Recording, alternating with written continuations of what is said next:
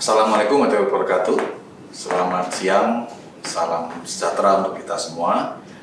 Adik-adik, siswi dan siswa SMA dan SMK sekota Yogyakarta yang saya cintai dan saya banggakan.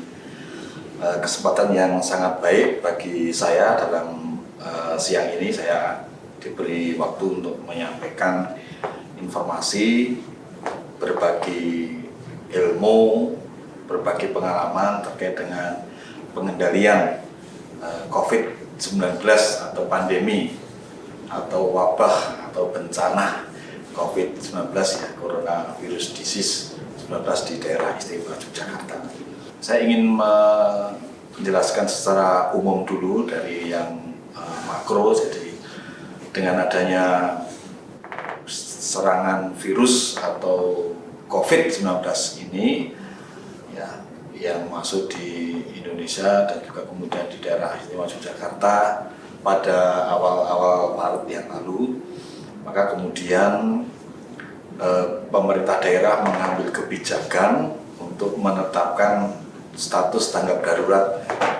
Ini di dalam Undang-Undang Kebencanaan.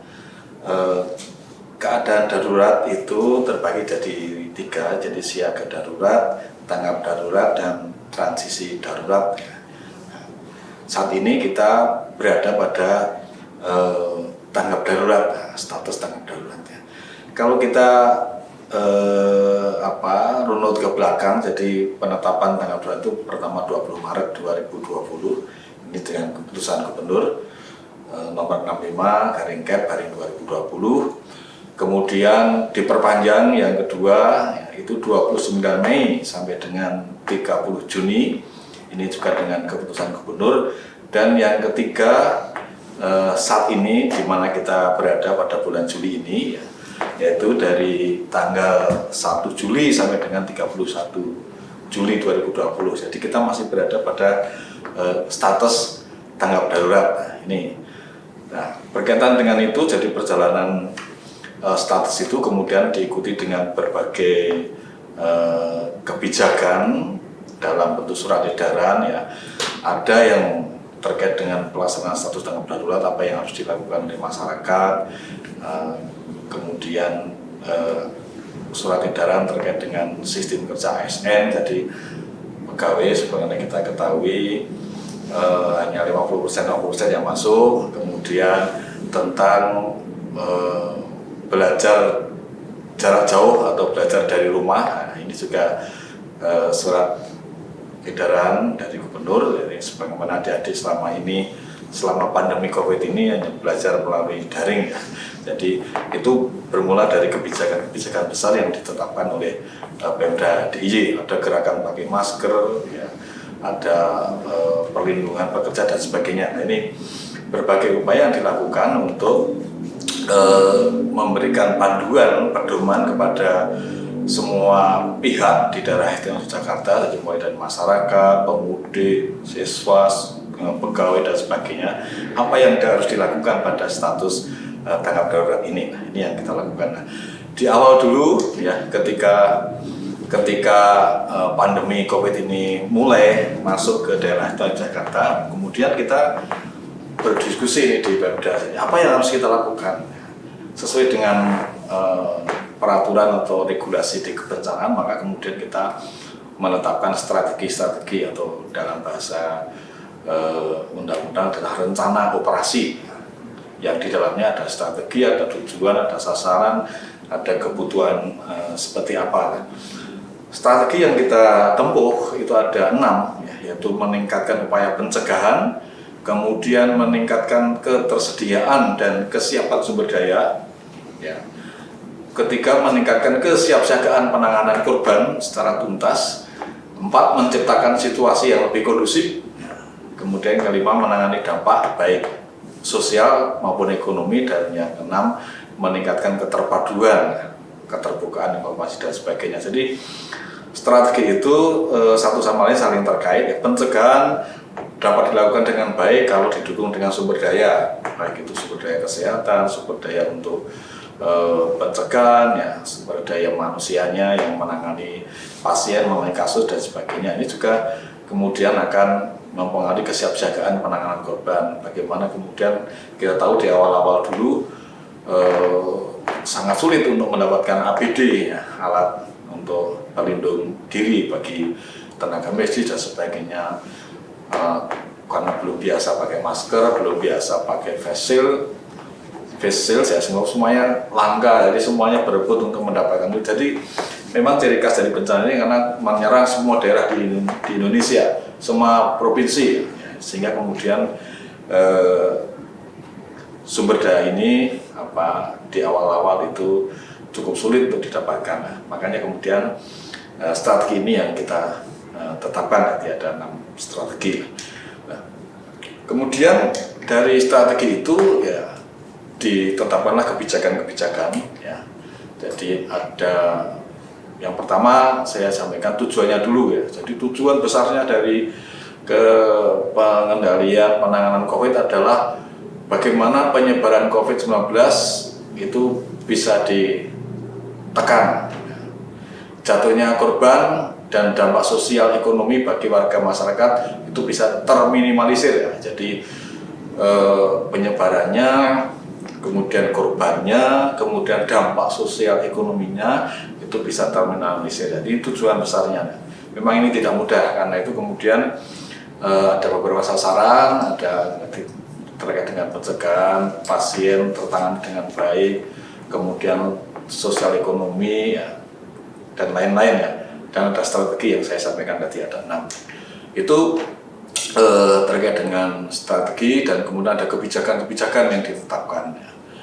Antara lain nanti menetapkan status keadaan darurat, ya, sesuai dengan situasi, ya. Jadi karena situasinya masih terus terjadi sampai saat ini, maka tanggap darurat itu masih diperpanjang, ya, sampai tanggal 31 Juli.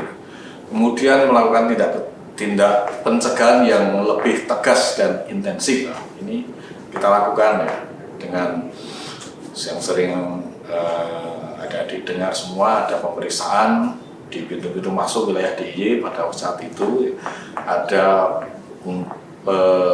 patroli untuk memastikan masyarakat melaksanakan protokol-protokol kesehatan. Kemudian juga melakukan pembersihan di tempat-tempat umum, tempat-tempat yang memang itu rentan untuk penularan, dari rumah sakit, puskesmas, tempat-tempat orang berkumpul di awal-awal dulu. Kemudian juga pembatasan pengumpulan massa. Ini di awal-awal dulu proses ini dilakukan agar supaya penularan tidak terjadi. Jadi kalau ada massa yang berkumpul, kemudian ada patroli dan dibubarkan, itu sebenarnya bukan kita ingin atau kita ingin agar tidak ada interaksi sosial di antara kita atau di antara masyarakat, di antara siswa misalnya, tetapi itu semua karena kondisi status darurat itu, sehingga kemudian itu perlu dicegah agar supaya tidak terjadi penularan. Kemudian menyiapkan personel, peralatan, anggaran untuk itu, ya. Kemudian memastikan segala kebutuhan tersedia untuk situasi akibat COVID ini, ya. Jadi baik itu bagi pasien, bagi masyarakat, isolasi dan sebagainya, itu bisa terpenuhi. Dan juga penanganan korban dengan cepat, akurat dan tuntas. Ini beberapa kebijakan yang dilakukan. Kemudian kalau kita lihat, kalau ada di semua, jadi data di DIY, jadi perkembangan COVID DIY memang relatif, ya, kita bersyukur bisa terkendali. Jadi dalam kurun waktu antara Maret sampai dengan Juli sekarang ini, ya, relatif terkendali jumlahnya. Jadi hanya sampai maksimal 10, ya. Bahkan di akhir-akhir ini juga terjadi hal yang baik karena tidak ada tambahan kasus misalnya. Tapi kalau kita lihat di seluruh di DIY pada kurun waktu dari Maret sampai sekarang, akumulasinya misalnya, ya, kita ada 313, ya, misalnya. Kemudian ada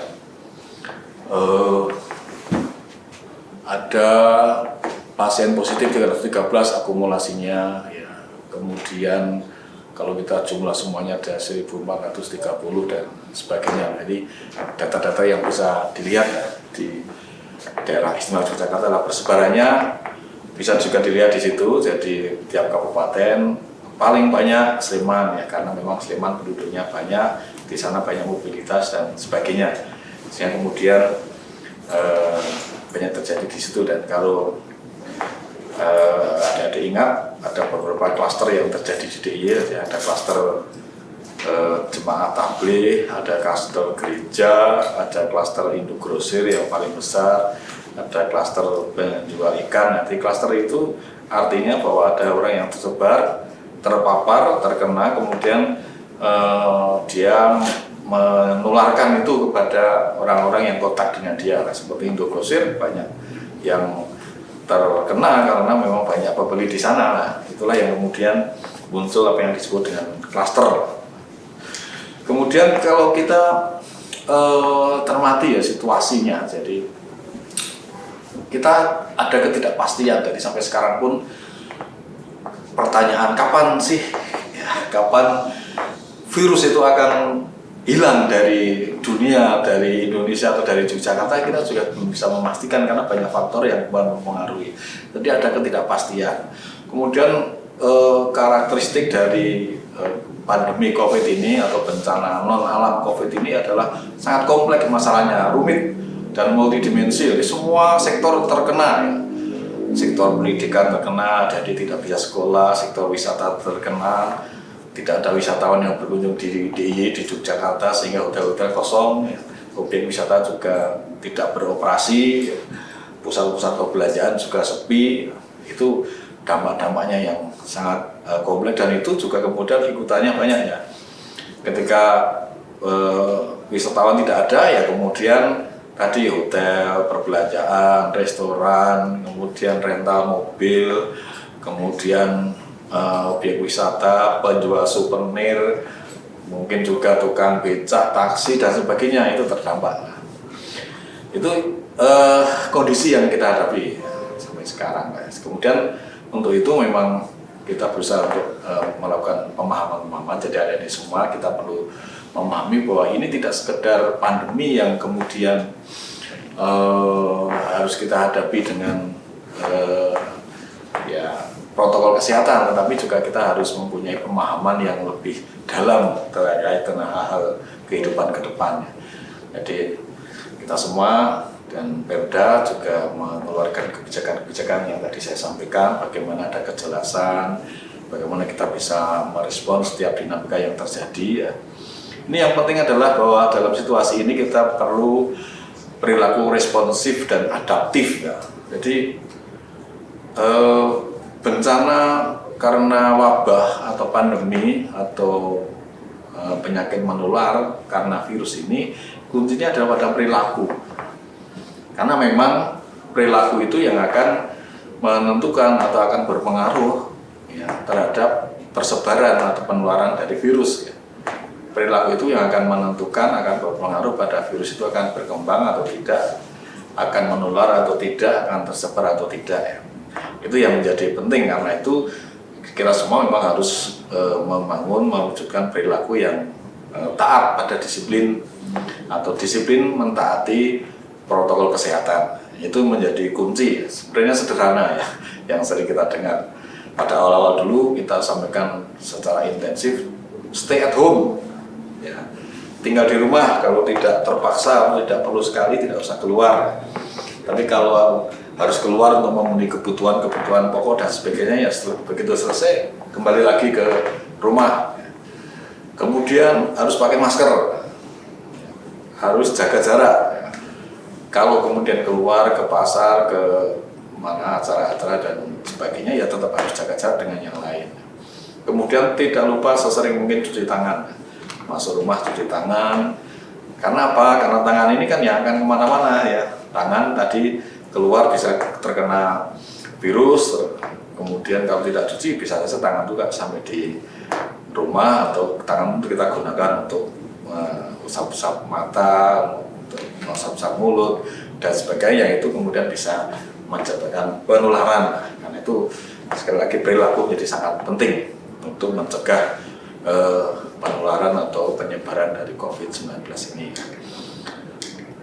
Nah, kita beruntung ya di daerah istimewa Yogyakarta kita mempunyai panutan, mempunyai gubernur yang juga seorang sultan, si Sultan Hamengkubuwono X yang mengingatkan kita semua pada awal-awal pandemi ini, belajar dari pengalaman yang lalu, bahwa modal sosial itu menjadi sangat penting dalam membangun tatanan baru. Jadi Jogja atau DIY itu selalu berpijak kepada kearifan lokal, pada modal sosial. Jadi sebagaimana juga kita alami ketika bencana gempa 2006, bencana Merapi 2010, modal sosial itu menjadi penting. Karena itu si Sultan selalu menyampaikan bahwa masyarakat itu menjadi subjek dari penanganan COVID ini. Karena memang kenapa kemudian masyarakat menjadi subjek? Karena tadi kuncinya pada perilaku di setiap kita, semua jenjangnya, dari anak-anak sampai yang tua ya, dari siswa yang bekerja di kantor, di pasar dan sebagainya, itu semua akan menentukan. Karena itu menjadi subjek, dia harus bisa ambil peran untuk tadi bagi diri sendiri mencegah tertular, tapi juga kemudian bagaimana mencegah diri kita untuk berpotensi menularkan kepada yang lain. Karena itu modal sosial ini menjadi penting, karena memang virus ini, ancaman ini ya sulit, ya, tidak nampak, tidak bisa diraba, ya, apalagi dipegang ya. Tetapi itu ada dan bisa menyerang. Kemudian yang membawa juga tidak jelas, bisa saja itu orang-orang di sekitar kita, bisa saja justru ketika kita karena begitu dekatnya dengan seseorang, kita kemudian lupa jaga jarak, justru di situ terjadi penularan.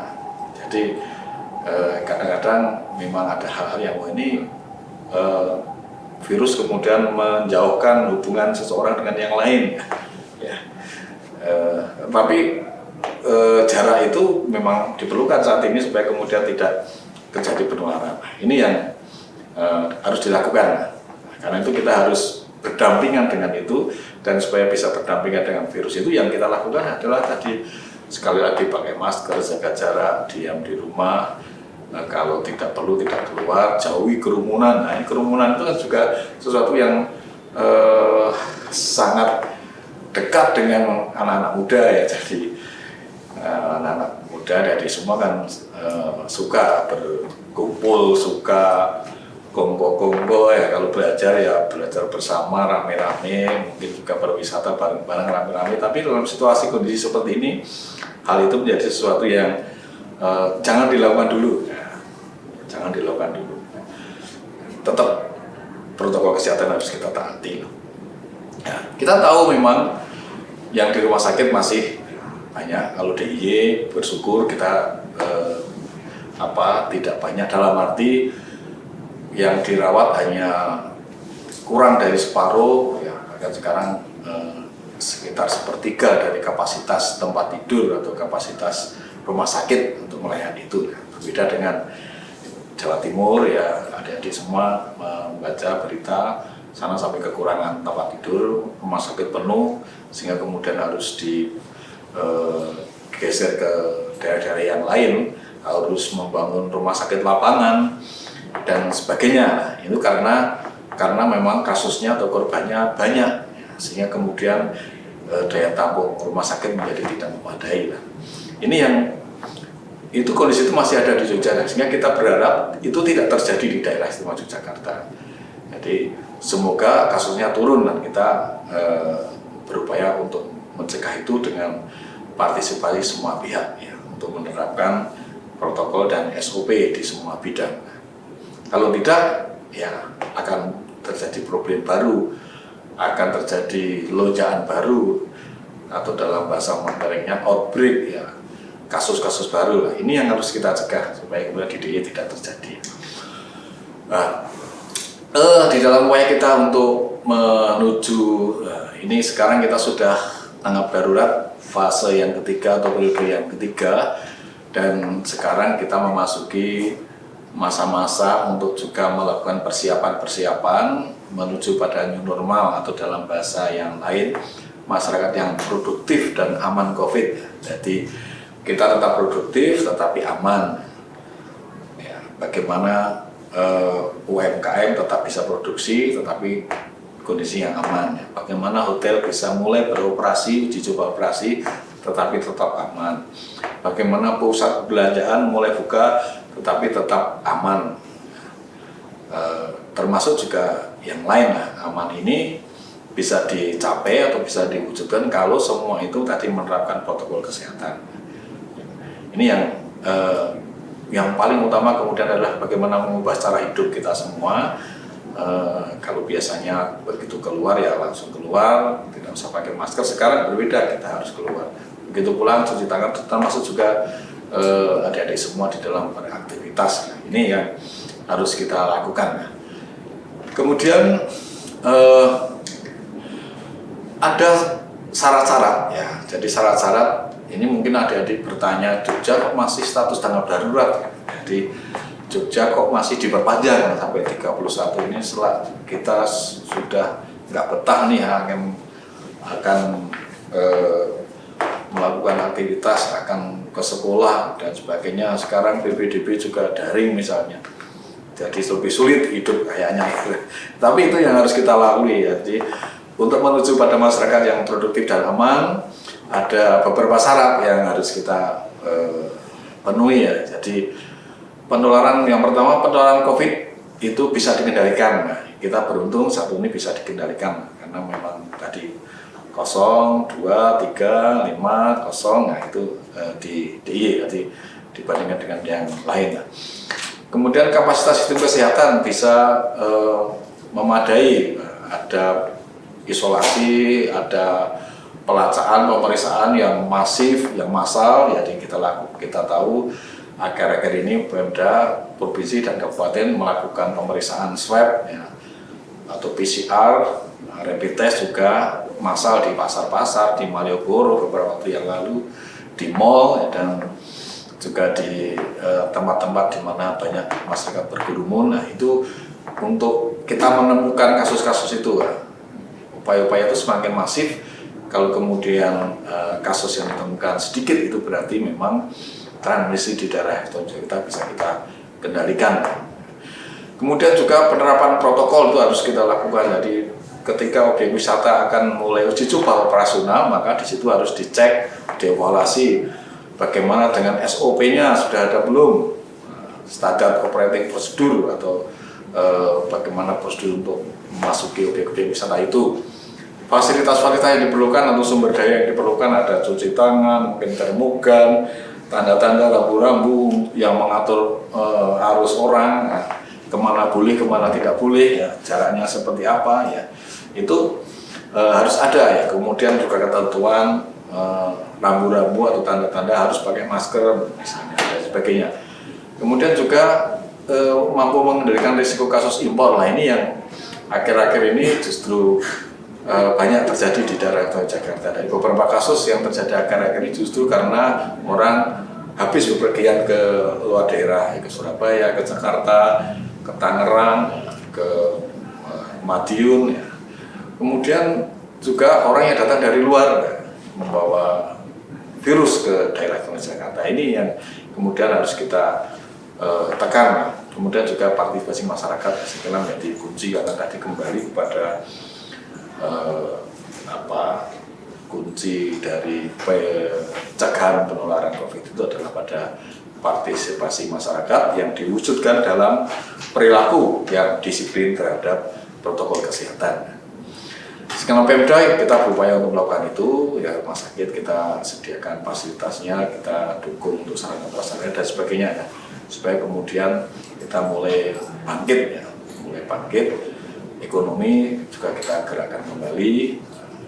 Pada hotel, dunia usaha, objek wisata kita verifikasi sudah siap belum, syaratnya sudah terpenuhi belum untuk operasional atau untuk uji coba operasional, itu kita lakukan. Kemudian pendekatannya, jadi kalau kita lakukan adik-adik, saya kira mungkin adik-adik sudah pernah dengar yang namanya PSBB, pembatasan sosial berskala besar, yang pada awal-awal kemarin diterapkan di Jakarta, di Jawa Timur, di Jawa Barat. Kemudian ada larangan mudik dari pendekatan wilayah. Jadi untuk mencegah penularan itu, pengendalian itu pendekatan wilayah. Orang Jakarta jangan keluar dari Jakarta, nggak usah mudik dulu. Ya, ini dan banyak orang yang berusaha mati-matian supaya bisa mudik, ya, mensiasati penjagaan polisi dan sebagainya. Karena memang ada larangan mudik, pendekatan wilayah. Kalau di DIY sejak awal kita melakukan yang namanya pembatasan di dusun dan kampung. Jadi kita tahu di awal-awal Maret ya itu banyak gang-gang yang kemudian ditutup, yang biasanya 3 jalan pintu masuk, yang 2 ditutup sehingga tinggal 1. Dan di situ ada pemeriksaan, ada penjagaan supaya lalu lintas orang di situ terdata. Jangan sampai ada orang luar yang masuk tanpa diketahui dari mana, kondisinya sehat atau tidak. Itu pendekatan yang kita lakukan, yaitu desa dan kampung, atau sekarang mungkin dengan Satgas Covid Desa atau Desa Kelurahan Tangguh Covid, ya, Des Katafit. Nah, ini upaya kita untuk memproteksi, untuk memberdayakan masyarakat di tingkat desa dan kelurahan atau kampung yang kemudian sadar tentang perannya untuk melindungi warga masyarakatnya dari paparan virus corona, virus COVID ini atau virus corona inilah. Dan sekarang ini pada fase-fase awal menuju kita pada era masyarakat produktif dan aman atau new normal yang sering kita sebut, maka pendekatan yang paling penting adalah individu. Karena masing-masing kita aparat itu jumlahnya berapa ya? Kalau harus mengawasi 3,8 juta penduduk DIY, ya kita tidak akan mampu melakukan itu. Dan kehidupan orang itu kan 24 jam. Perilaku orang itu kan 24 jam dari pagi sampai sore. Penyebaran itu bisa dilakukan pada setiap jam ketika melanggar protokol, ya. Bisa dilakukan di mana saja ketika tidak menerapkan protokol kesehatan. Makanya kesadaran individu menjadi penting, ya. Individu atau setiap kita menjadi subjek, adik-adik juga menjadi subjek, menjadi pelaku-pelaku, menjadi aktor-aktor, ya, yang sangat penting di dalam ikut mendukung upaya-upaya untuk pengendalian pencegahan itu, ya. Melalui perilaku yang tadi menerapkan protokol itu. Karena itu kalau belum paham, belum mengetahui banyak tentang ini, bisa saja bertanya di BPBD, di Dinas Kesehatan, atau mungkin cari di Google apa yang harus saya lakukan, apa yang harus saya hindari ketika akan beraktivitas, ya. Itu bisa dicari di sana, bisa di searching untuk kemudian yang jauh lebih penting adalah kemudian bisa kita terapkan dalam kehidupan kita. Jadi kita tahu dengan semakin terbukanya ekonomi aktivitas masyarakat, ya, dengan mulai uji coba operasional tadi, objek wisata, hotel, pusat perbelanjaan dan sebagainya, artinya apa? Artinya bahwa perjalanan orang akan semakin banyak, semakin meningkat frekuensinya. Karena itu juga harus ada pengaturan, harus ada kesadaran dari pelaku-pelaku perjalanan itu, ya. Memang gugus tugas ada surat edaran tentang bagaimana persyaratan itu dan kriterianya, itu bisa dilihat di SE gugus tugas nomor 7 tahun 2020 dan juga nomor 9 tahun 2020. Ini kriteria dan syarat perjalanan, ya. Kalau ada adik mau menempuh perjalanan atau mungkin ada anggota keluarga yang akan menempuh perjalanan dari Jogja ke luar, atau ada saudara di luar daerah mau luar negeri mau ke Jogja, ini saya mau masuk ke Jogja nih, bagaimana syaratnya, bagaimana kriterianya, bisa dilihat di situ. Yang pertama tentu harus mempunyai surat keterangan bebas COVID, melalui rapid test atau melalui swab, melalui rapid test atau melalui swab. Nah, tentu yang pertama ya identitas KTP, ya. Jadi sekarang PCR dan rapid test itu berlaku 14 hari. Jadi kalau akan ke Jogja misalnya dari Medan atau dari Jakarta atau dari daerah manapun, wah ini saya akan berapa lama nih, jadi harus rapid test. Jangan sampai nanti sudah rapid test ternyata ketika akan berangkat sudah kadaluarsa, ini nanti nggak boleh, harus tes lagi atau pemeriksaan lagi, ya. Kemudian juga harus ada surat keterangan bebas gejala seperti influenza dari dokter rumah sakit atau puskesmas ya. Karena memang tanda-tanda awal dari terkena virus ini adalah ada itu suhunya tinggi, influenza dan sebagainya. Nah, itu tanda awal. Karena itu harus ada keterangan ini supaya kemudian meyakinkan penerima daerah yang dituju itu bahwa dia aman. Nah, mungkin juga ada yang guyonan sekarang, kalau ketika akan menempuh perjalanan dari Surabaya misalnya ke Jogja, benar tanggalnya, masih ada pemeriksaan nggak di perbatasan? Enggak, sekarang udah nggak seperti kemarin. Kita nggak usah periksa, kita lewati saja. Sebenarnya hal itu, pemeriksaan itu bukan ditujukan untuk sekedar kalau kemarin itu bisa lolos pemeriksaan, tapi sebenarnya itu adalah untuk menjaga diri kita dan saudara kita, juga daerah yang dituju ya, supaya kemudian tidak membawa virus ya, tidak menularkan atau tidak tertular. Jadi kasihilah saudara-saudaramu ya yang di rumah dengan tidak membawa virus, karena maunya rindu, pengen ketemu dengan saudara, tetapi justru kerinduan itu menjadi bencana kalau kemudian tidak diikuti dengan penerapan protokol kesehatan. Itu yang menjadi penting, termasuk juga rindu pada yang lain ya, yang rindu pada temannya, teman dekatnya ya, rindu tetapi jarak tetap harus dijaga lah, jaga fisiknya. Ini yang menjadi sangat penting lah.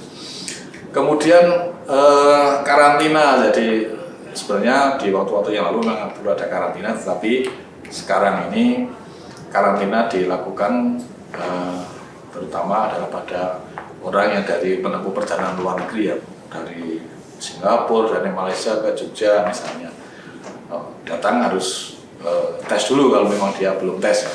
PCR ya. Selama menunggu hasil tes itu dia harus tinggal di karantina khusus yang disediakan pemerintah.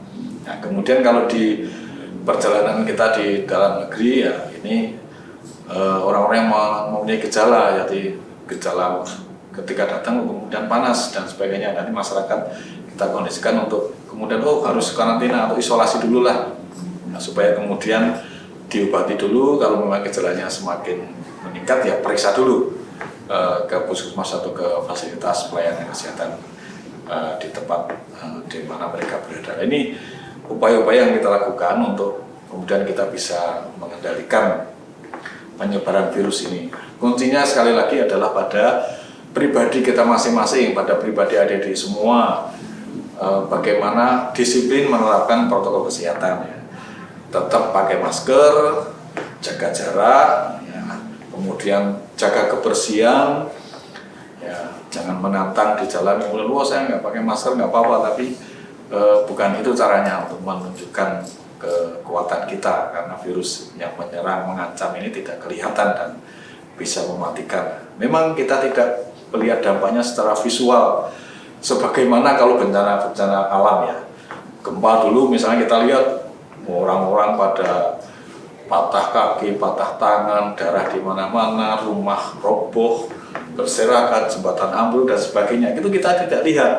Karena apa? Karena korbannya, kasusnya ada di isolasi, di rumah sakit, di ruang-ruang isolasi, yang sehingga yang tahu, yang kemudian berinteraksi langsung, yang juga ini potensi terpapar itu ya mereka yang dekat itu, ada dokter, ada perawat dan sebagainya. Itu kita hargai mereka karena memang mereka yang bertugas merawat itu. Tapi kita yang ada di luar tentu tidak tahu kondisi itu. Kita hanya tahu kalau ada yang meninggal dan sebagainya. Itu dampak dari inilah. Karena itu kesadaran ini menjadi penting, jadi tidak jangan sampai kita menjadi orang yang harus diisolasi, harus dirawat, dan tidak boleh berhubungan dengan siapapun sebelum sembuh atau sebelum tes dan hasilnya itu negatif. Ini yang karena itu sekali lagi tadi jaga jarak, pakai masker, cuci tangan, untuk menerapkan gaya hidup sehat supaya kita mempunyai stamina yang kuat, mempunyai kekebalan imunitas yang kuat dan tidak mudah terserang virus. Saya kira itu yang bisa saya sampaikan terkait dengan apa yang harus kita lakukan untuk pengendalian penyebaran virus Semoga adik-adik semua ini bisa menambah wawasan terkait dengan hal-hal yang baru kita hadapi sekarang ini ya. Terima kasih, ada kurang lebihnya saya mohon maaf. Saya akhiri, selamat siang. Wassalamualaikum warahmatullahi wabarakatuh.